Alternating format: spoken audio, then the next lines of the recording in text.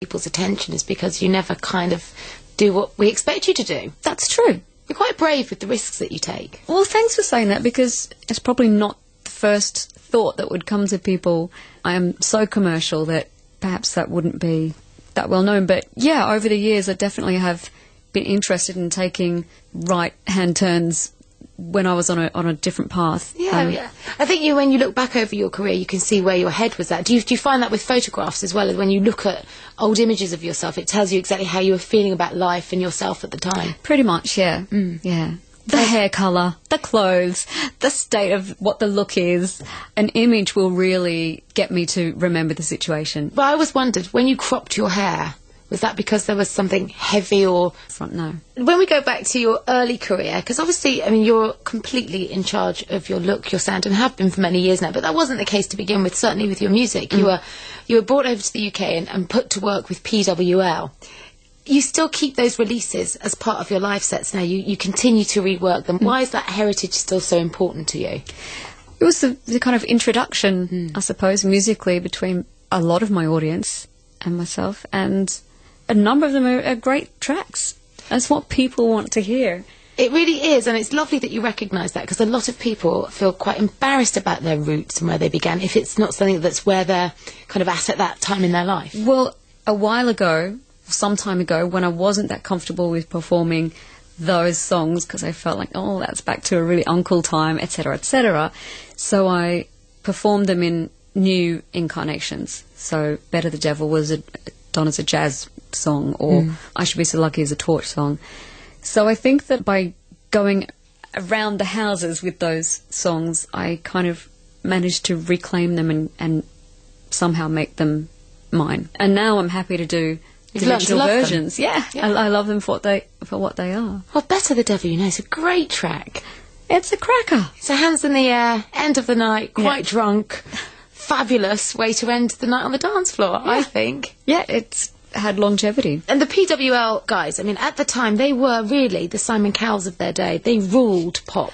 It was market takeover. It was a pop factory. I mean, they just churned them out. There was no great kind of sitting around head scratching, thinking things through, was there? Well, that was my first experience making an album. So, as with a lot of my life, I had nothing else to compare it to. So I thought, oh, well, this is how it is, For me, it was, looking back, it was like the musical equivalent of being on Neighbours, which is possibly another reason why it worked, because I turned up, I got my lines, I performed my lines, and I left. Yeah. That was it. Yeah, it's quite a good way of looking at it, really. Yeah, I mean, so it wasn't until years down the line where I thought, I'd actually like to try writing a song.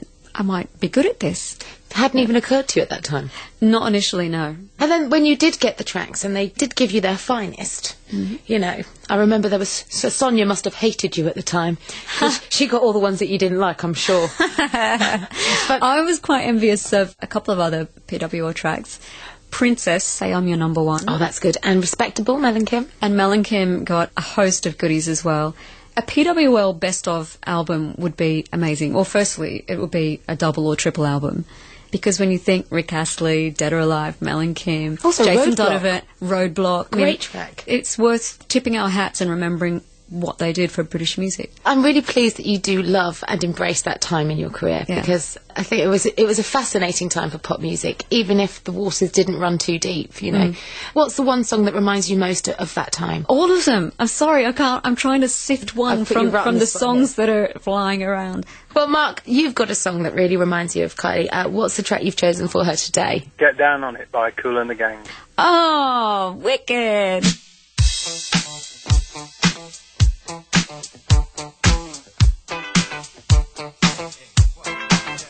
Jeremy Vine. Hi, it's Jeremy Vine here. Hi, Kylie.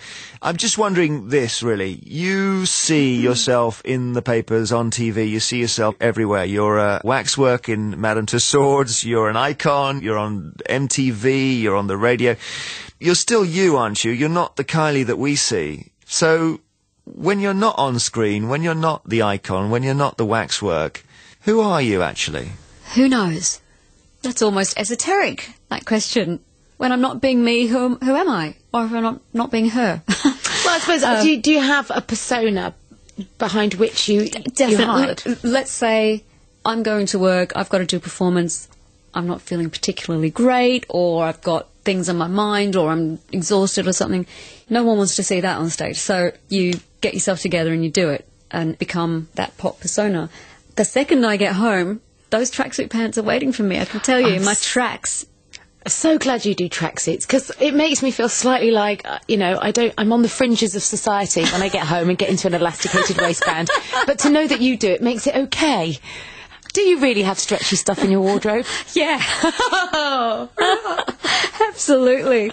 Yeah, I wear like kind of man-style tracks, so they're still got a kind of, they're still quite cred, but they are track pants. So yeah, although work and life kind of merge into one another at many junctions, work is still work. When I get home, I try to forget about work. But I think that goes back to what I was saying to you earlier about your kind of professionalism, and you say that, nobody wants to see a grumbly pop star, but actually you see a lot of them, and just not with you. So you're always conscientious, even when you're feeling like you just want to batten down the hatches and hide for the day. Yeah. And, if I could get a sick note from my mum, I would. But I don't think it's going to cut it. You imagine someone stepping out at the O2. We've got a note here from Mrs. Minogue. Just read this out. Sorry, Kylie's feeling a bit poor. She's got a temperature. I've given her some Vicks and I've sent her to bed. So, do you sometimes pray for that? I mean, it must be awful when you've got 20,000 people having paid to see you and you just don't feel like going on. In all seriousness, that is a pressure. It's not a job where you can phone in sick, or I'm hungover, I can't make it. And I love touring. I love everything about it. And I've kind of taught myself over the last few years, or since I was ill more so, to try not to get that stressed about it. If it happens, everyone gets a cold. If that happens, or you've got tonsillitis or something, then you can't do it.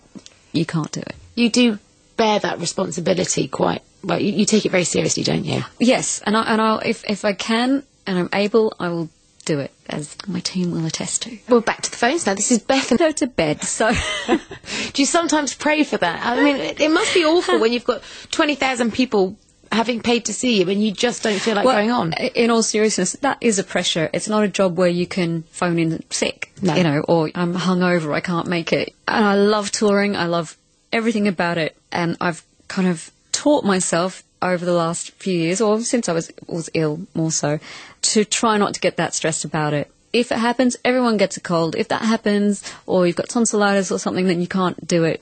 You can't do it. You do bear that responsibility quite well. You take it very seriously, don't you? Yes, and I'll if I can and I'm able, I will do it, as my team will attest to. Well, back to the phones now. This is Bethany. She's calling in from Oxford. Bethany, you're through to Kylie. Hi. Hi, Bethany. How are you? I'm good, thanks. How are you? Good. Right. My question is one that I think lots of budding songwriters who might be listening to the show, myself included, would love to know. How on earth do you go about deciding which songs to record out of all the ones that you get sent? And I have a second part, which is a cheeky question. I have a song I'd love you to write, I think perfect for you. How would I go about getting it to you? Good work. Good hustling. I like that. Why not? Okay, how do I go about choosing what to record? Well, the record company has a division called A&R, and they will either source songs or ask certain writers and producers to pitch songs for an album. And so when they come in, obviously some songs come in that are just completely inappropriate, so I don't even hear those. Mm-hmm. But if there's something that they think is interesting and they think might interest me, that comes through. I think it's pretty instant. You know if you like something or you don't. Even if you can't express why you like it, it's just a gut feeling.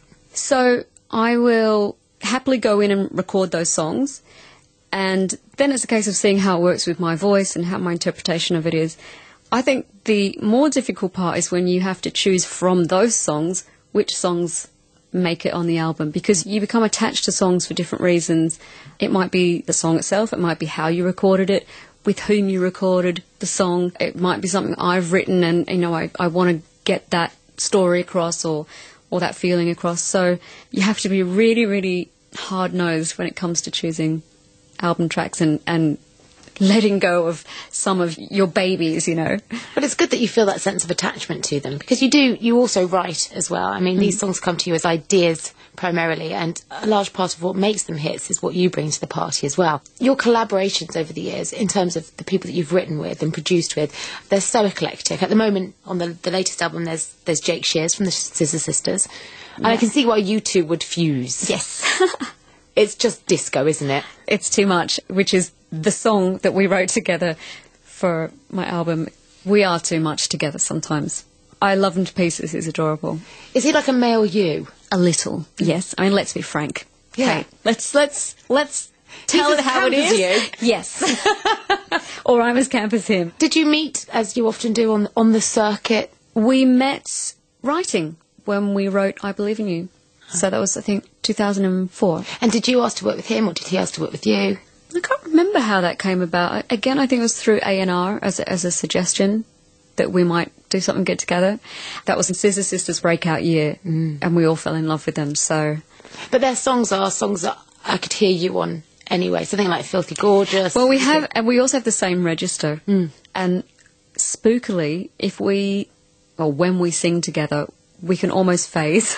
It's like, which one's you and which one's me? Some of the other people that you've worked with over the years, some have been really left of centre in terms of you taking those risks. And I think the first person that you kind of shocked with was Nick Cave, a fellow Aussie. Fellow Aussie, incredible artist, and that's just an event in my life for which I'll be eternally grateful. It was just such a beautiful moment. I would imagine it was one of those moments that when you went into the record company and said, "So great news, I'm going to do this track with Nick Cave," they went, "Brilliant." And then when you left, went, "She's lost her mind." What? How do we bury this? I think they were more worried when I was just going off doing more avant-garde things. But as a collaboration, I think that, you know, it just the idea grabbed people's attention. Nick Cave, if you look back to his earlier years and his earlier work and how dark he can be, all my experience with him was he was such a lovely gentleman, and everything was very soft and tender, and okay, it's a murder ballad, but it's rich in beauty as well. Yeah. So I just loved all of it, and the video did the song justice as well. So one lady that played a big part in you kind of claiming pop as your own, and was a pop star in her own right when you both started out, is Cathy Dennis. Yes. Obviously, she's a huge songwriter now. She's written huge hits for a lot of, again, big female artists. Yeah. How did you two come back together? She wrote with Rob Davis. They wrote Can't Get You Out of My Head. So that was the moment where I could have dropped to my knees. Thank you. This song's so amazing. Did you say that as soon as you heard it? Before the song had even finished, I'd say 20 seconds in, and said, "Are you telling me that I can... get on the phone. Say yes. Yes, we need this song." I didn't want to leave the office without knowing that. Had they written it with you in mind? That I don't know. I'm not sure. But we've worked together since. But I did tell her, when I was working with her, I confessed that she was partly responsible for Better the Devil You Know as well. Okay. Because Pete Waterman had said, "So, what do you listen to at the moment, kid? What do you like? What do you want to sound like?" Because that was in an attempt to kind of get me more involved as opposed to turning up, singing, leaving. So one of the songs I referenced was Cathy Dennis and D-Mob, Come On and Get My Love. Which is a dance track at the time. Which was a massive dance tune, and it has this hooky ad-lib in it where it goes, "Come on and get my love for you, ooh." And then if you think of Better the Devil You Know, it goes, "Whoa." All you did was alter the key slightly. And Pete Waterman will be the first to confess it. They did that a lot. They'd say, "That's amazing, let's do a version of that." So they did it in their own way, but I was very pleased to have the opportunity to work with her as an adult and be able to say, "I've got a little story for you." What did she say? And also thanks, for Better the Devil You Know being one of my biggest tracks. So. Well, two of your biggest tracks inadvertently came from Cathy. Yeah. Do you plan to go back and work with any of these guys again, or do you tend to just leave things where they are and see where the future takes you? We'll see what happens. Someone like Jake, we would get in the studio and write together just because we love doing it. Yeah. Other people I've worked with, it might never happen again, or something might. It's a bit like fashion somehow, or like you and I, we've seen each other over the years, and it's just kind of cyclical. Yes, exactly. Yeah. Yeah. Everything comes back round again. Yeah. Yeah. Okay, well, Bethany, have you got a song choice?